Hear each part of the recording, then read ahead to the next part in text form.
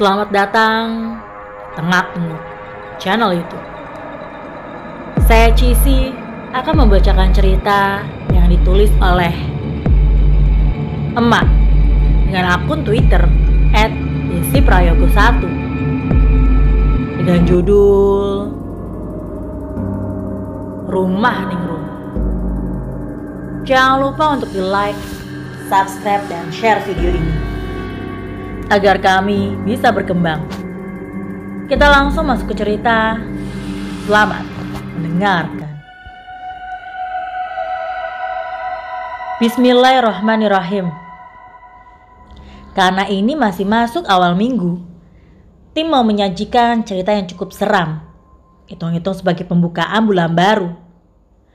Sekarang kita masuk ke ceritanya. Cerita kali ini datang dari Diva di kota T, Jawa Timur. Mbak Diva menyuruh kita untuk merahasiakan nama kotanya. Sedangkan untuk lainnya, kita boleh menulis apa adanya dan tentunya sudah disetujui oleh berbagai pihak. Dia seorang ibu rumah tangga dengan satu orang anak perempuan yang saat itu berusia 4 tahun dan sudah bersekolah di PAUD. Di sini, Mbak Diva ingin membagikan kisahnya perihal rumah yang sudah terlanjur dia beli tanpa tahu asal-usul atau cerita perihalnya rumah itu. Mbak Diva beli dari seorang maklar jual beli tanah atau rumah di tempat tinggalnya. Dengan harga miring, akses yang bagus, dan bahkan dekat dengan laut.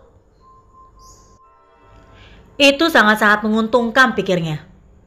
Sang maklar tidak cerita banyak soal rumahnya.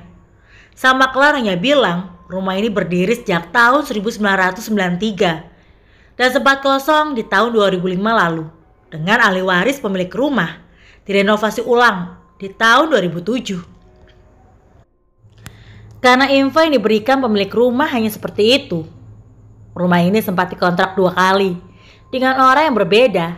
Tapi seusai masa kontraknya habis, mereka memilih untuk tidak melanjutkan dan pindah. Barulah sekitar tahun 2017 rumah ini dipasarkan untuk dijual.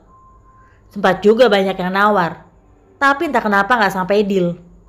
Barulah di tahun 2020 awal, suami Mbak Diva datang untuk menawar rumah tersebut. Dan sang pemilik seperti tidak ada perlawanan harga, lalu setuju dengan harga yang diberikan suaminya. Benar-benar seperti mendapat jackpot bagi suami Mbak Diva waktu itu. Oh ya, suami Mbak Diva ini bernama Mas Fandi. Setelah persetujuan harga, Mas Fandi langsung mengurus semua berkas balik nama dan dipasrahkan ke maklar yang menawarkan rumah tersebut. Kebetulan, maklar tersebut juga menyediakan jasa balik nama surat tanah atau rumah. Rumah ini sudah menjadi SHM. Benar-benar beruntung sekali. Dengan harga 550 juta, akses jalan arteri, jalan ke laut hanya kurang lebih 30 menit. Dekat pasar tradisional, dekat minimarket, dekat pom bensin, dan dekat dengan senter ATM. Kurang apa coba? Awalnya mereka tidak langsung pindah ke rumah tersebut. Barulah sekitar bulan Maret 2020 saat semua berkasnya jadi, Mbak Diva dan suami mulai menyicil barang-barang perabotan. Sebelum membeli rumah ini, Mbak Diva ngontrak di dekat tempat kerja suaminya. Tapi karena Mbak Diva saat itu berniat ingin program anak kedua, jadi memutuskan untuk membeli rumah. Pikirnya, gak mungkin kan, di rumah kontrakan 1 kamar, dia harus berbagi tempat tidur dengan kedua anaknya kelak. Setelah dirasa semua perkakas sudah dipindahkan, barulah akhir bulan, Mbak Diva dan keluarganya sah menempati rumah tersebut. Selain itu, Mbak Diva juga tidak lupa mengadakan pengajian. Tapi, karena pandemi, jadi Mbak Diva hanya mengundang Pak Kiai untuk ngaji bareng di rumahnya. Tidak banyak, hanya 8 orang dan itu pun sudah terhitung Mbak Diva, suami dan ibu mertuanya. Anaknya waktu itu ditaruh di rumah saudara Mas Fandi. Setelah ngaji bersama dan rumah itu sudah bersih, barulah Mbak Diva membagikan bingkisan nasi dan kue ke rumah-rumah para tetangga. sekaligus untuk silaturahmi perkenalan tetangga baru. Bahkan, Mbak Diva bilang kalau malam itu saja dia masih tidur di rumah saudara Mas Wandi. Baru besoknya dia tidur di sana. Kebetulan hari itu hari Minggu dan seperti rutinitas Mbak Diva, biasanya yaitu menata rumah. Aku lupa kasih gambaran rumahnya sama kalian. Jadi, rumah ini 2 lantai. Lantai 1 ada ruang tamu, ruang keluarga, toilet tamu, dapur dan meja makan. Ada 1 kamar yang rencananya untuk kamar tamu atau untuk kamar orang tua mereka kalau mau nginep di sana. Sedangkan di lantai 2 ada 2 kamar anak-anak dan 1 kamar yang paling besar. Pastinya itu kamar untuk Mbak Diva dan suami. Di depan dan belakang rumah ini juga ada taman kecil. Di area belakang rumah juga ada kolam renang. Tak lupa juga di lantai 1 ada area garasi yang nembus ke ruang cuci dan jemur. Di mana memang ruangan itu dibuat tertutup karena untuk estetika rumahnya mungkin. Pokoknya rumah ini cukup besar, adem dan lingkungannya juga aman. Karena di depan ada pos satpam yang menjaga. Padahal ini perkampungan, bukan area perumahan. Sebenarnya ada berkas yang terlampir seperti video Mbak Diva yang mengekspos rumahnya dan area rumahnya juga beberapa foto. Tapi karena Mbak Diva tidak setuju untuk dipublish, jadi mohon maaf, kami tidak bisa melampirkannya. Mungkin karena ada alasan tersendiri, jadi mohon dimengerti dan terima kasih. Waktu itu Mbak Diva iseng bersihin ruang kamar di lantai 1 dan berniat sekalian pasangin spray di kasurnya. Furnitur di rumah ini semuanya bawaan dari Mbak Diva ya. Ketika beliau beli rumah, tidak include apa-apa dan hanya include beberapa tanaman hias yang memang sudah terpajang di depan rumah. Sama, di semua rumah ini sudah ada lemari model tanamnya. Jadi Mbak Diva saat pindah ke sini tidak perlu bawa lemari, karena semua di kamar ini sudah ada lemarinya dan sangat besar, bisa muat banyak baju. Mbak Diva ini berniat untuk menyimpan semua bed cover, selimut dan koper-koper itu di lantai 1. Karena kan lemarinya belum terpakai, jadi dialihfungsikan untuk menyimpan itu dulu. Pas Mbak Diva buka lemari, kecium banget aroma lembab. Awalnya Mbak Diva gak mikir aneh-aneh dan langsung semprot-semprot pengharum ruangan ke dalam lemari itu. Saat dia buka sebuah laci kecil yang kebetulan sudah 1 set dengan lemarinya, dia menemukan sebuah kalung emas dengan bandul batu berwarna hijau emerald. Bandolnya cukup besar, lalu di belakang bandol itu berukirkan sebuah inisial huruf NA. Kalung itu sangat dingin sekali. Sama sekali tidak ada karat dan dia sempat berpikir, apa itu beneran kalung emas? Kalau memang benar emas, dia harus kembaliin ke yang punya. Karena pasti harganya mahal dan berharga banget. Yang bikin Mbak Diva aneh, kenapa justru ditinggalin dan yang lain dibawa semua. Entah Mbak Diva tidak mau berspekulasi sendiri dan memilih memanggil suaminya. Mereka berunding dan sang suami akhirnya menelpon pihak makelar untuk menghubungi pemilik rumahnya mengenai kalung temuan Mbak Diva. Hari berganti sore, Mbak Diva lupa-lupa ingat saat itu pukul berapa. Kalau tidak salah antara pukul 4 atau setengah 5. Pemilik rumah tersebut datang. Tapi anehnya, orang ini tidak mau masuk ke dalam rumah dan memilih untuk menunggu di sebuah warung yang kebetulan jaraknya tidak terlalu jauh dari rumah Mbak Diva. Mbak Diva kesel sih melihat sikap orang itu. Tapi ya udahlah, daripada gak kelar-kelar, akhirnya mereka mengalah dan menghampiri orang itu. Dari kejauhan, mereka melihat seorang ibu-ibu paruh baya duduk mengenakan setelan baju dan kerudung yang perpaduan warnanya merah dan hitam dengan perhiasan yang mencolok. Kata Mbak Diva, "Iya mak, mataku sampai sakit ngeliat perhiasannya dipakai ibu itu. Maaf ya mak, bukannya iri, tapi kok ya lebay banget sih. Kayaknya udah mau ke arisan ibu-ibu pejabat. Pokoknya kayaknya itu nyentrik banget untuk kalangan warga desa." Sedangkan Mbak Diva sendiri hanya mengenakan daster dengan mendorong sepeda anaknya. Lalu sang suami hanya mengenakan kaos oblong dan celana selutut. Meski mendapat tatapan yang sinis, tapi Mbak Diva dan suami masih mencoba bersikap sopan. Tiba-tiba ibu itu bilang, "Kalian tuh lama sekali sih, nggak tahu apa di sini kotor. Mana kalungnya saya? Mau lihat?" Pas waktu suami Mbak Diva menyerahkan kalungnya, ibu ini tiba-tiba kaget, seperti melihat sesuatu yang mengejutkan.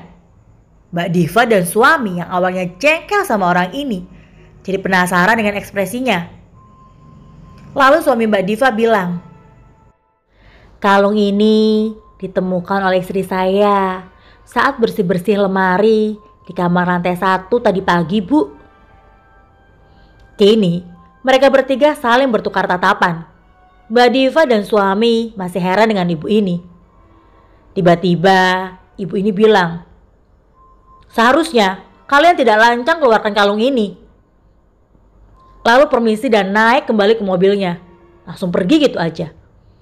Sampai pesanan es teh yang dipesan ibu itu, Mbak Diva yang bayar. Dari situ muncul kecurigaan dari dalam hati mereka berdua. Di tengah-tengah perasaan heran dan bengong, mereka dikagetkan dengan pertanyaan ibu warung. "Mbak sama masnya ini penghuni baru di rumah itu ya?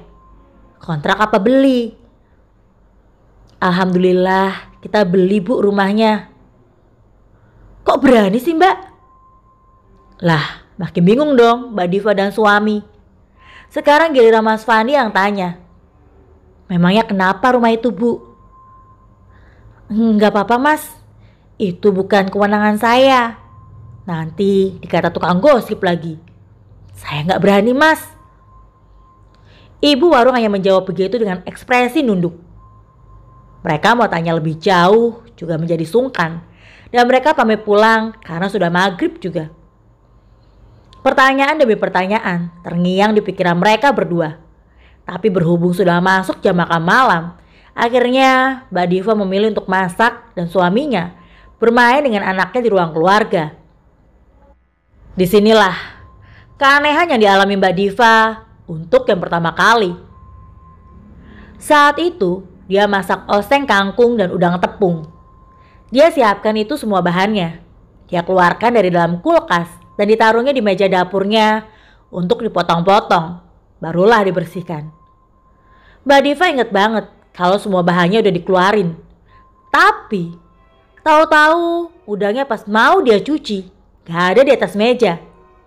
Dicari kemana-mana, gak ada. Karena gak mungkin kalau dibawa tikus. Soalnya di rumah itu gak ada tikusnya. Dari situ Mbak Diva sudah merasa kalau ada yang aneh dengan rumahnya. Tapi dia mikir mungkin karena dia masih baru di rumah ini, makanya penghuninya mau kenalan. Mbak Diva percaya kalau di setiap rumah ada penghuninya sendiri-sendiri. Ya udahlah, dia gak mau mempeributkan lagi dan lanjut mencari udangnya.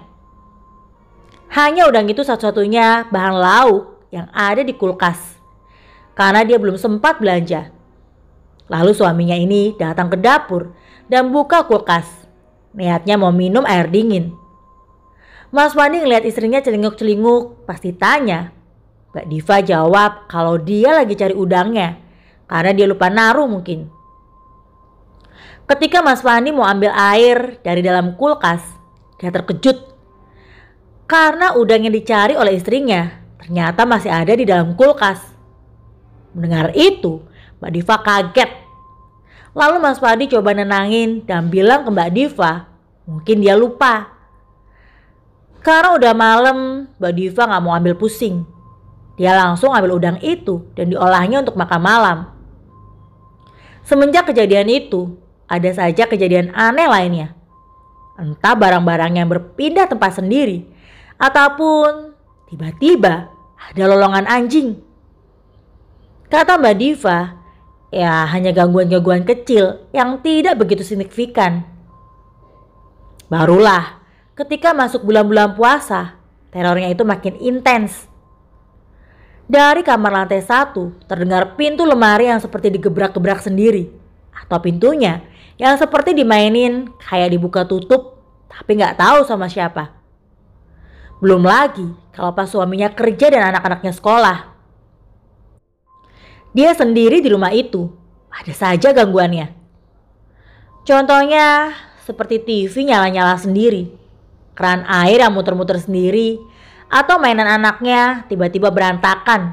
Padahal anaknya sendiri kalau mainan hanya ambil satu dan gak suka berantakin mainan. Pernah juga waktu suaminya lembur pulang jam 1 malam, saat masukin mobil di garasi dan mau masuk rumah, dia mendengar suara anak bayi nangis dari dalam kamar lantai 1. Jadi seperti ini. Pintu masuk ke dalam rumah dari arah garasi itu letaknya pas di depan kamar lantai 1. Kurang lebihnya gini gambaran rumahnya. Kita masuk dari arah pagar, lurus itu langsung ke garasi. Dan sebelah kirinya ada taman kecil. Dan barulah pintu akses utama rumah itu. Masuk pintu foyer dan di pojokan itu ada ruang tamu. Belok kanan sebelah kiri dapur. Meja makan, akses jalan ke taman belakang. Tangga ke lantai 2 dan kamar tidur bawah. Lalu sebelah kanannya ada ruang keluarga yang cukup besar. Yang sebelahnya lagi ada pintu akses ke garasi. Jadi pintu itu pas berhadapan dengan pintu kamar bawah. Kaget dong Mas Wandi. Dia ngelihat sekitar rumahnya sudah gelap karena lampunya sudah dimatikan sama Mbak Diva. Mas Wandi awalnya mencoba menghiraukan, tapi yang namanya orang penasaran. Dia beraniin diri untuk buka pintu kamar bawah. Posisinya, suara bayi itu masih kedengeran jelas banget. Selesai berdoa, dia buka pintunya dengan kencang. Ternyata, gak ada siapa-siapa di sana. Dia langsung nyalain lampunya. Akan tetapi, di atas kasur, dia melihat seperti ada bekas orang duduk di sana. Didekatinya lah itu kasur dan dia pegang masih hangat. Seketika dia lari ke atas sambil teriak-teriak sampai bangunin Mbak Diva dan anaknya. Mbak Diva keluar kamar melihat suaminya yang ngos-ngosan dan bercucuran keringat dingin. Lalu mengajak masuk ke dalam dan mereka langsung istirahat kembali. Baru besok paginya suaminya cerita semua yang dia alami semalam dan meminta Mbak Diva untuk selalu menyalakan saja lampu di kamar itu dan membuka pintunya agar tidak singup. Nampaknya keputusan itu disesali Mas Wandi. Karena setiap dia pulang kerja dan melewati kamar itu, selalu saja dia melihat dari ujung matanya seperti ada seseorang di dalam kamar. Tapi pas dia ingin memastikan apa yang dilihatnya, ternyata gak ada siapa-siapa. Kalian paham kan? Misalnya nih, kalian lihat ke depan, tapi ekor mata kalian itu masih bisa ngelihat apa yang ada di samping-samping kalian. Nah, seperti itulah kurang lebih kondisi Mas Wandi saat itu. Sejak kejadian itu, tiap Mas Wandi pulang malam, dia memilih untuk lewat pintu utama ketimbang dari pintu itu. Bahkan nih, kalau dia lembur dan pulang di atas pukul 12 malam, sebelum masuk rumah, dia selalu telepon Mbak Diva untuk bangun dan nemuin dia di depan. Kalau Mbak Diva gak bangun-bangun, ya dia memilih untuk tidur di rumah saudaranya. Karena pernah Mbak Diva ditelepon gak bangun-bangun. Akhirnya Mas Wandi gak pulang dan nginep di rumah kakaknya yang ada di kampung sebelah. Pokoknya Mas Wandi ini seperti Parno-Parno sendiri. Awal-awal Mbak Diva coba menyepelekan hal-hal yang dialami Mas Wandi dan berkata kalau suaminya lagi halu. Tapi ketika dia lihat dengan mata kepalanya sendiri, barulah dia percaya jika rumah ini gak beres. Waktu itu Mbak Diva di rumah bareng anaknya. Kebetulan anaknya sekolahnya libur. Jadi sekolahnya itu seminggu hanya 3 kali. Hari Rabu, Kamis, dan Sabtu. Anaknya ini nonton TV sendiri di ruang keluarga dan Mbak Diva bikin jus di dapur. Suara blender itu kan cukup bising, jadi awal-awal Mbak Diva gak denger. Pas dia selesai ngejus, barulah dia denger anaknya lagi ngobrol sama anak cewek seusianya. Karena kedengeran banget, ada 2 suara. Dia tahu Yang satu suara anaknya, tapi dia nggak tahu yang satunya lagi suara siapa. Dia pikir anaknya ngobrol-ngobrol sendiri sama TV, tapi obrolannya semakin lama kok nyambung. Masa iya kalau ngobrol sama TV bisa pas gitu obrolannya? Penasaran dong dia. Dia langsung ngintip dari arah dapur. Kalau ngelengok sedikit udah bisa kelihatan ruang keluarga. Saat melihat itu, dia kaget bukan main. Dia ngelihat ada anak kecil yang usianya mungkin seusia anaknya, dengan tubuh pucat, rambut sedada sedikit acak-acakan. Anak itu pakai dress pendek berwarna pink dan ada payet bunga di bagian bawahnya. Mbak Diva gak kenal anak ini karena dia tahu anak semua tetangganya. Kalaupun ini anak tetangga, lantas dia masuknya dari arah mana? Karena gak mungkin kalau dari pintu depan. Dia udah kunci dari dalam dan anaknya juga gak bisa buka kunci pintu sendiri. Wajahnya asing untuk Mbak Diva, ditambah gayanya seperti itu. Apalagi kejadiannya siang-siang sekitar jam 11. Pas Mbak Diva melihat anak itu, gak taunya anak itu balik melihat ke arah Mbak Diva. Dan kalian tahu apa yang terjadi? Anak itu hilang secara mendadak pas di depan mata Mbak Diva. Mbak Diva langsung lemes melihat itu. Dia tinggalin jusnya, langsung pakai masker, ambil handphone, dan gendong anaknya lalu mereka pergi keluar rumah.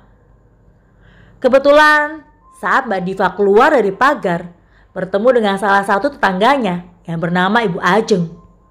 Bu Ajeng ini kaget melihat Mbak Diva yang gopoh-gopoh sendiri seperti orang ketakutan.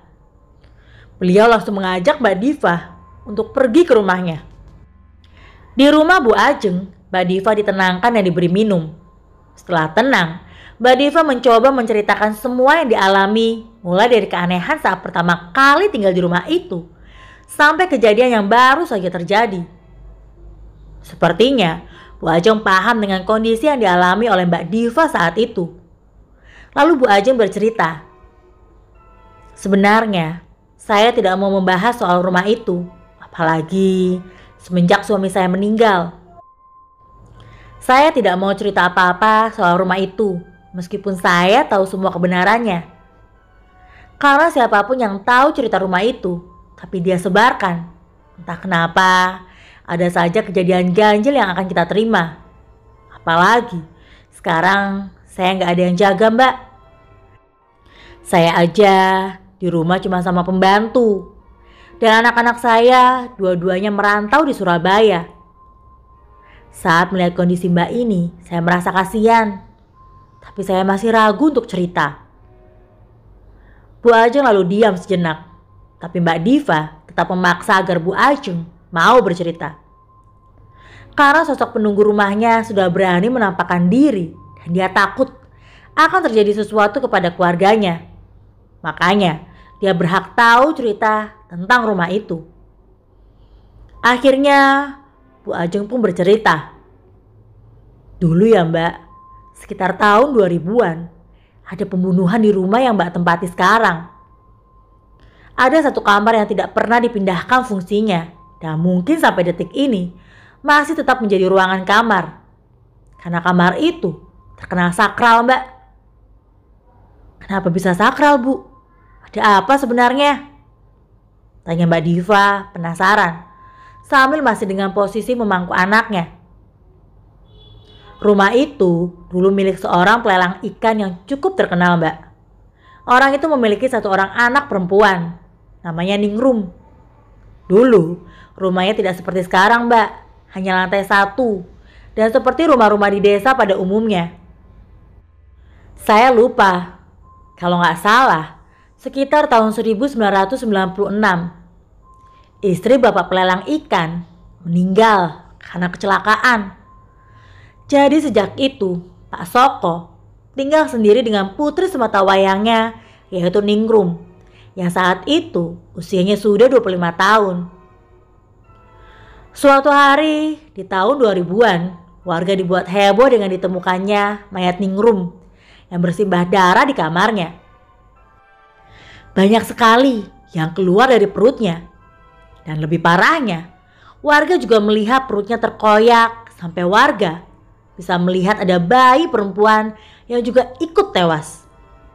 Bayinya itu masih ada di dalam perut Ningrum, Mbak. Bahkan aromanya sudah mulai membusuk, Mbak. Dan warga mulai memanggil polisi. Saat meninggalnya, usianya sekitar 28-29 tahun. Dan saat itu, dia masih belum menikah ataupun dilamar oleh siapapun. Mungkin karena Pak Soko sendiri terkenal orangnya jahat dan sangat perhitungan. Jika ada yang hutang dengannya, akan mendapat bunga yang sangat besar. Anda tidak dibayar tepat waktu, akan dihajar. Sayangnya, saya tidak tahu lebih banyak karena mendiang suami saya melarang agar saya tidak terlibat lebih jauh. Suami saya ini punya kelebihan, Mbak. Jadi dia tahu kalau aura rumah itu jelek.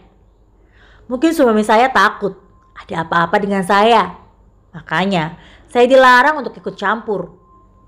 Yang saya tahu, rumah itu akhirnya kosong sampai di tahun 2007. Direnovasi ulang jadi sebesar itu. Sempat juga ada 2 orang berbeda yang ngontrak di sana. Tapi gak diterusin masa kontraknya. Bahkan yang satunya lagi belum habis masa kontraknya, udah pindah. Rumornya sih mereka diganggu. Tapi warga takut untuk memberitahu apa yang terjadi dengan rumah itu. Lalu sempat kosong lagi dan akhirnya dijual. Banyak yang nawar, tapi entah kenapa sama sekali gak ada yang deal. Baru Mbak Diva ini yang berhasil mendapatkan rumah itu. Kalau untuk ceritanya Ningrum sendiri, saya tidak paham, Mbak. Berdasarkan kata warga, yang membunuh dan menghamili Ningrum ya bapaknya sendiri, yaitu Pak Soko. Karena sejak kematian ibunya, Ningrum sudah jarang keluar rumah. Apalagi beberapa bulan sebelum dia ditemukan meninggal, warga juga gak ada yang pernah melihat dia keluar rumah. Padahal biasanya dia selalu keluar walau hanya sebatas beli lauk dan sayur di pasar. Tapi saat itu gak sama sekali. Ditambah beberapa hari sebelum ditemukan mayat Ningrum, ada warga yang melihat Pak Soko keluar rumah sambil bawa koper. Lalu ditaruh di dalam mobilnya. Warga juga ada yang negur, sebatas basa-basi tanya. Tapi Pak Soko hanya menjawab kalau dia ada pekerjaan di luar kota. Dan warga juga gak menaruh curiga apa-apa. Menurut yang saya dengar dari tetangga, kemungkinan Ningrum meninggalnya di hari yang sama dengan kepergian Pak Soko saat itu. Andai kata benar pelakunya Pak Soko, kok tega sekali ya, pikir saya. Padahal itu darah dagingnya sendiri loh. Motifnya itu apa? Kita semua gak ada yang tahu. Di rumah itu hanya benar-benar ditemukan mayat Ningrum dan sama sekali gak ada tanda-tanda orang lain. Otomatis polisi menjadikan Pak Soko sebagai tersangka utama. Cuma saya gak tahu apa sudah tertangkap atau belum. Saya juga gak pernah dengar cerita ini masuk berita atau sebatas masuk koran lokal. Padahal meninggalnya Ningrum ini cukup menghebohkan warga sekitar dan bahkan sampai desa tetangga. Ya balik ke itu tadi, Mbak. Saya juga tidak mau ikut campur lebih karena saya takut. Kalau saya gak salah informasi, rumah itu sudah berpindah kepemilikan ya, Mbak. Maksudnya, Bu? Tanya Mbak Diva. Jadi gini, Mbak, ada informasi yang masuk kalau sekitar tahun 2002 rumah itu sudah dijual dan menjadi milik pengusaha batik dari Sragen. Orangnya sudah meninggal dan diwariskan ke anak perempuannya. Namanya kalau nggak salah ya Bu Tina. Orangnya seumuran saya, berkerudung dan gayanya nyentrik. Pasti Mbak Diva tahu karena yang menjual rumah ini ya ibu itu. Ibu itu juga sering kesini, khususnya di malam Jumat tertentu, sambil bawa sesajen dan banyak sekali. Mbak Diva kaget. Dia langsung berpikir, jangan-jangan ibu tua yang dia temui waktu itu karena ciri-cirinya sama persis. Seketika Mbak Diva teringat dengan kalung emas bandul batu berwarna hijau emerald yang dia temukan waktu itu. Dia coba bertanya ke Bu Ajeng. Ekspresi Bu Ajeng sama dengan ekspresi Bu Tina. Akhirnya, Mbak Diva menjelaskan rincian alurnya pas dia nemuin kalung itu. Kalau benar ciri-cirinya seperti itu, bisa jadi itu kalung yang selalu dipakai Ningrum semasa hidupnya. Karena inisialnya NA adalah namanya Ningrum, yaitu Ningrum Anindita. Tapi saat ditemukan mayatnya, warga tidak menemukan kalung tersebut. Padahal kalung itu selalu tergantung di leher Ningrum. Bahkan itu sudah menjadi ciri khasnya. Semoga saja ketika Mbak Diva menyerahkan kalung itu ke Bu Tina benar-benar menjadi pilihan yang tepat. Karena melihat apa yang dilakukannya di rumah itu, seperti membawa sesajen dan lain-lain, kok saya jadi ragu dengan beliau. Bu Ajeng pun mengakhiri ceritanya dan tiba-tiba semua lampu di rumah Bu Ajeng mati. Padahal di daerah situ tidak mati lampu ataupun konslet. Mbak Diva, anaknya dan Bu Ajeng langsung keluar rumah karena ketakutan. Lalu tak lama, pembantu Bu Ajeng juga ikut keluar. Di luar terdengar sudah mulai azan asar. Hari sudah sore, tapi dia takut untuk kembali masuk ke rumah. Mbak Diva berinisiatif telepon saudaranya untuk minta jemput. Sedangkan Bu Ajeng dan pembantunya pergi ke rumah Pak Ustadz untuk menceritakan semuanya. Sambil menunggu saudaranya, Mbak Diva diajak ke sana sekalian untuk ditenangkan hatinya. Dan benar saja, setelah ngobrol banyak, Mbak Diva dan anaknya diberi minum air yang sudah didoakan. Barulah setelah itu dia tenang. Tak lama, saudaranya datang untuk jemput dan Bu Ajeng kembali ke rumahnya. Karena kebetulan waktu itu masih baru-barunya diadakan lockdown di daerah sekitar rumahnya. Di perjalanan, dia menelpon suaminya dan menceritakan semuanya. Lalu, sepulang kerja, suaminya nyusul Mbak Diva dan mereka tidur di rumah saudaranya untuk 1 malam.